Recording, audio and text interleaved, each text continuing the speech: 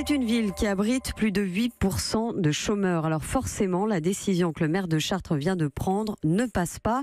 Il a dit non à l'installation de dans sa commune, d'une plateforme logistique d'un géant de commandes sur Internet. 2000 emplois à la clé.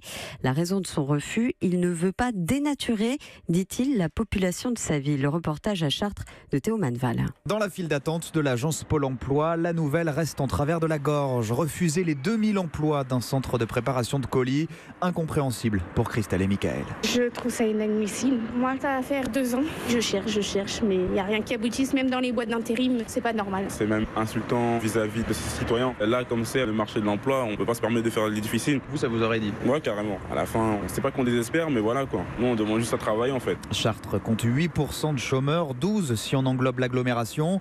Mais le maire, les Républicains, Jean-Pierre Gorge, se justifie. Il ne veut pas modifier, dit-il, la population de sa ville. Une population dans une ville, il faut que ça soit équilibré. Quand vous mettez comme ça d'un coup 2000 emplois de même type, eh bien vous faites un déséquilibre sociologique. Dans ce type de job, en 3-8, des populations vont venir d'autre part. Il faudra leur fournir des logements. Ici, on est déjà en surcapacité au niveau du logement social. En clair, pas envie d'attirer plus de travailleurs pauvres et peu qualifiés.